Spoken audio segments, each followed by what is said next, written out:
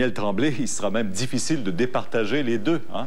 Oui, Pierre, et malheureusement, il n'existe aucun institut scientifique pour déterminer ça. Donc, je me trouve devant l'hôpital Maisonneuve-Rosemont, où est née au coup de minuit, après le décompte de minuit, Sarah Filiatro-Guillemette, 3 kg 425 grammes, une petite fille de Nancy Filiatro et Stéphane Guillemette. Et elle est née au coup de minuit. Le couple, ils n'avaient pas fait cet enfant-là, bien sûr, pour l'an 2000, et ils ne pensaient pas du tout au bébé de l'an 2000 lorsqu'ils sont arrivés à l'hôpital hier soir aux environs de 8 heures. Alors, on va écouter la maman qui nous dit que Sarah est venue au monde, a choisi de faire le décompte avec nous autres. Et elle est venue au monde en même temps que le décompte avec le personnel de l'hôpital, pendant que le personnel faisait le décompte et qu'on écoutait un décompte à la radio. On écoute la mère de Sarah. C'est quand ils m'ont dit qu'il est minuit moins 2, là. Fait que, je dis, bon, il est minuit moins 2, mais tu sais, tu réalises pas, là. Puis là, quand ils m'ont dit que c'était le décompte, c'était le bébé de l'année, j'étais comme, j'ai pas réalisé plus sur le coup, là. Mais on est bien fiers. On est fiers. Ah, ouais. Sarah qui va partager ce titre avec un garçon qui serait né à minuit 1 seconde au pavillon Grignon à La Salle. Oui, pavillon Grignon à La Salle, c'est un petit garçon. Il s'appelle Justin Noël. C'est le bébé de José Goujon. Et eux disent que le bébé est né à minuit 1 seconde exactement. Je pense qu'on peut écouter la maman de Justin. On écoutait Céline Dion à la télévision et puis on faisait le décompte. Puis là c'était la poussée finale là, aux 5 secondes, aux dernières 5 secondes, c'était la grosse poussée. Puis il est sorti finalement, puis ça a super bien été. On laisse aux deux enfants ce titre, hein? Oui, absolument. C'est pas vraiment important de savoir qui est vraiment le bébé de l'année. C'est un petit garçon et une petite fille, les deux en même temps. Bravo. En santé surtout. Merci. Bonne année, Pierre. Au revoir. Vous aussi. Au revoir. Plus tard dans ce bulletin, une nuit très mouvementée pour les pompiers de Montréal. Et à Chicoutimi, une fusillade éclate dans un bar bondé de fêtards. La grande liquidation d'après-Noël chez Sport Shawinigan, manquez pas ça! 40 à 60 de rabais sur la collection de vêtements de plein air et de ski pour toute la famille. De grandes marques comme Orage, Quartz, Alizé et Valenga. Ensemble complet de ski alpin à partir de 299 $. Ensemble complet de ski de fond avec système Salomon à partir de 179 $. En plus, 30 de rabais sur gants, mitaines et tucs. Et des rabais exceptionnels sur tous les patins et équipements de hockey. La grande liquidation d'après-Noël chez Sport Shawinigan, 5e rue Shawinigan, manquez pas ça!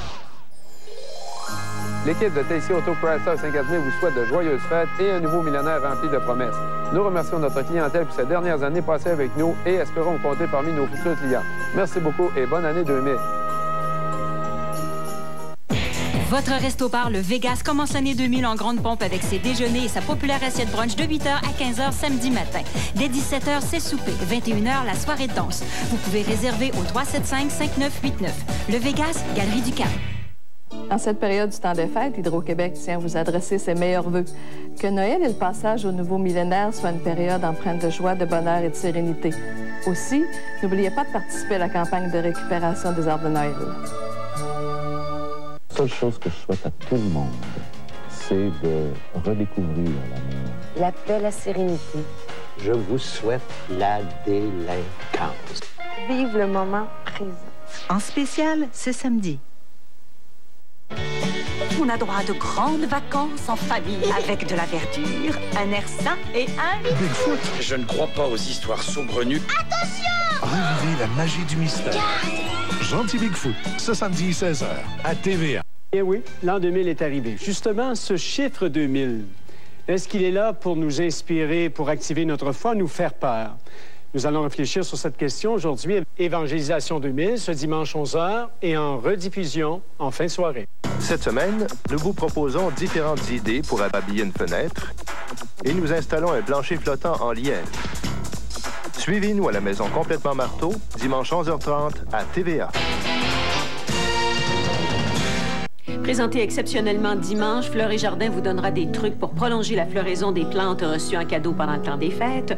On ira visiter le jardin de l'homme d'affaires Louis Garneau et on se cuisine une vichysoise. Soyez des nôtres.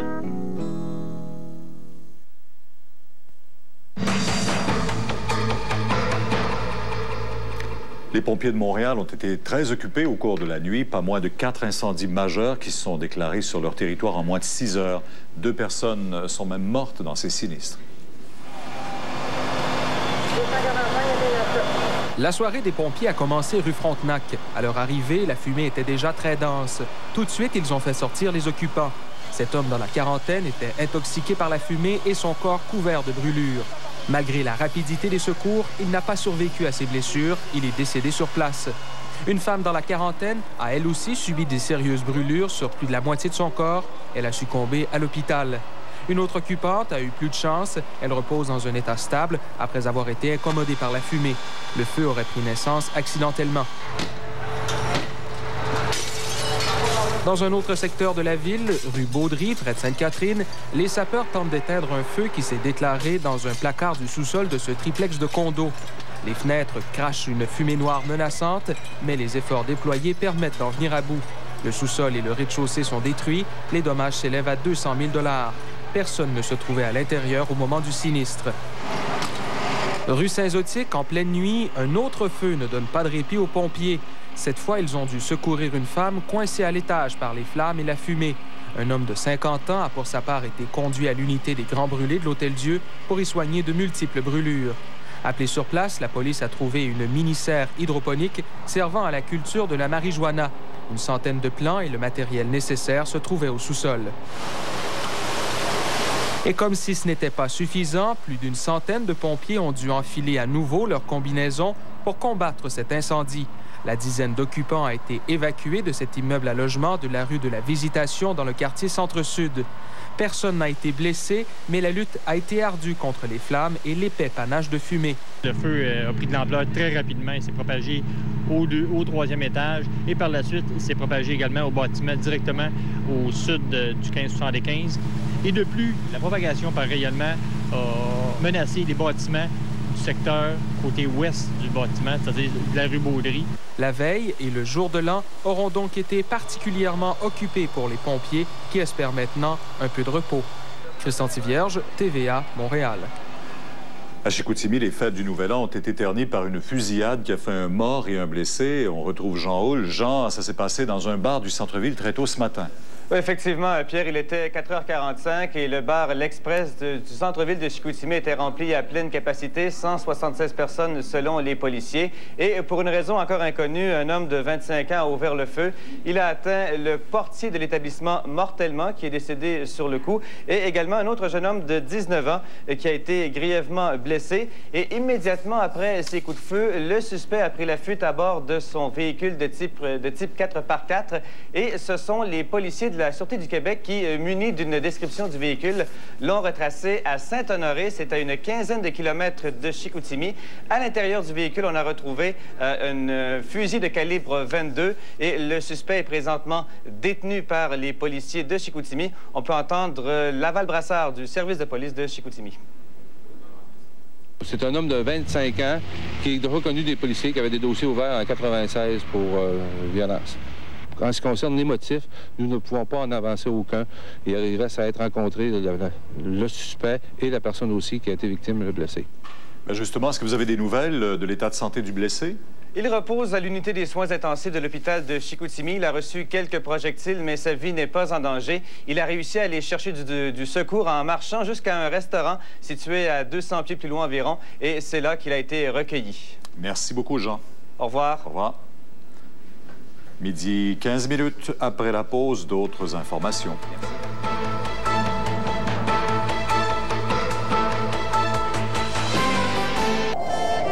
« 40 ans de rêve et de passion. Bombardier, la force de l'innovation.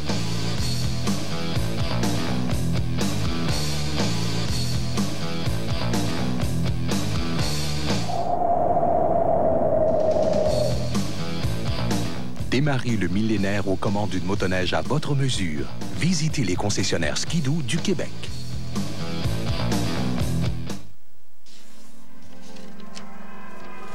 Lancez votre message en passant par la meilleure fenêtre. Grâce à vous, Alarme Microcom a pris son envol. Et nous profitons de l'occasion pour vous remercier de nous avoir fait confiance. Pour l'an 2000, nous continuerons toujours à vous offrir le meilleur service. Comme nous l'avons toujours fait, la meilleure qualité, la meilleure technologie et toujours au meilleur prix. L'an 2000 avec TVA, chaîne, télévision, ça annonce bien. Univers vendu Attention, attention!